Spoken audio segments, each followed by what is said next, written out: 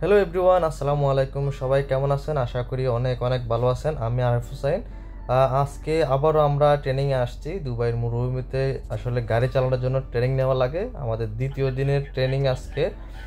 এই ট্রেনিংয়ের দ্বিতীয়বার ট্রেনিংয়ে আসছি। এই ট্রেনিংয়ে আমরা অনেক কিছু শিখতে পারবো, একটু আপনারা দেখবেন। সো চলেন আপনাদেরকে দেখাই কীভাবে দুবাই ডিজার্টের মধ্যে কীভাবে অনেক রিস্ক নিয়ে গাড়ি চালানো লাগে, আপনাদেরকে দেখাই। এখন আমরা আসলে আপনি দেখছেন একটু আগে একটা গাড়ি উঠছে। Ready? Ready. Steady. Let's go.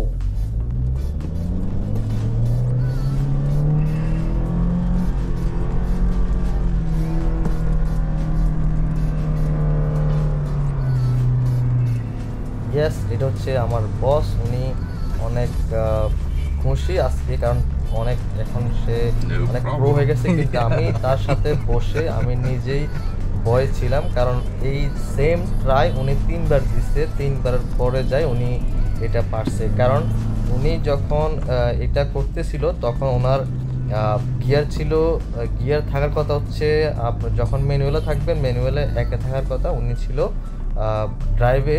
এই জন্য উনি যখন আমরা মিডলে গেছিলাম দুবার আমরা কিন্তু গাড়ি ফল ডাউন করে নিচে চলে আসছিল। এই জন্য আমরা থার্ড টাইম আবার ট্রাই করি, আমাদের ইনশাআল্লাহ এরপর আমরা হয়। এখান থেকে এতটুকু পর্যন্ত আমাদের শেষ হয়। যখন আমরা আবার ডিজারের মধ্যে যাই তখন আমাদের গাড়ি ফুল স্টাক্স হয়ে যায়। এখান থেকে কোনোভাবেই এরকম যদি আপনারা যখন ডিজারে এইভাবে যখন আমাদের গাড়িটা দেখেন, যখন এইভাবে কোনো গাড়ি যদি ডিজারের মধ্যে আটকে যায়, এখান থেকে কিন্তু আপনার উঠানো, যত আপনি স্টার্ট করবেন বা গাড়ি উঠানোর চেষ্টা করবেন তত কিন্তু গাড়ির নিচের দিকে যাবে, কারণ এই বালিগুলো হচ্ছে নরম। আর আপনি যখন উঁচু মরুভূমি উঁচু দিয়ে যাবেন তখন কিন্তু হঠাৎ করে কিন্তু বালি যদি নরম হয় আপনার গাড়িটা অটোমেটিকলি নিচে চলে আসবে। আমাদের গাড়িটা সেম প্রবলেমটা হয়েছে, আমরা গাড়ি উপর থেকে নিচের দিকে চলে আসছি, আমরা উপর দিয়ে যাওয়ার সময় নিচের দিকে চলে আসছে গাড়িটা।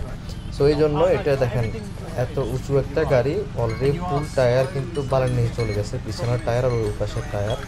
আপনারা দেখেন এখান থেকে কিন্তু যদি আপনাদের সাথে যদি অন্য কোনো গাড়ি না থাকে বা দড়ি না থাকে, অন্য একটা গাড়ি থাকতে হবে, এমনকি দড়ি থাকতে হবে এখান থেকে ওঠানোর জন্য। আপনাকে দেখায় আমাদের গাড়িটা কীভাবে উঠাইছে।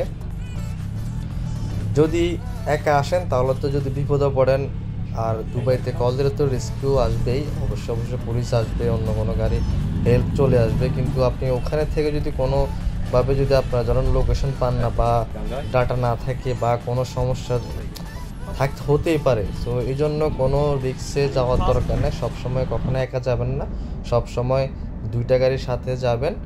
আর এখান থেকে অনেক সময় আপনারা ক্যামেল দেখতে পাবেন, আজকে আমি অনেক ক্যামেল দেখছি, উঁট দেখছি, কারণ তারা এখানে ঘাস খায়, তাদেরকে এইভাবেই মুড়মুড় তারা ঘাস খায় দেখবেন যত আপনারা আসবেন। অনেক সুন্দর সুন্দর ক্যামেল দেখছি। তো গাড়ি চালানোর সময় ক্যামেলগুলোকেও পর্যন্ত দেখবেন, কারণ অনেক সময় ক্যামেলের কারণে কিন্তু ওর মধ্যে দুর্ঘটনা পড়ে এই রিজার্টের মধ্যে। তো সবাই ভালো থাকবেন। আমার ভিডিও এতটুকু পর্যন্তই, পরবর্তীতে আবার নতুন ভিডিও নিয়ে আসবো। সবাই আমার পাশে থাকবেন আশা করি। আর সবাইকে সালামু আলাইকুম।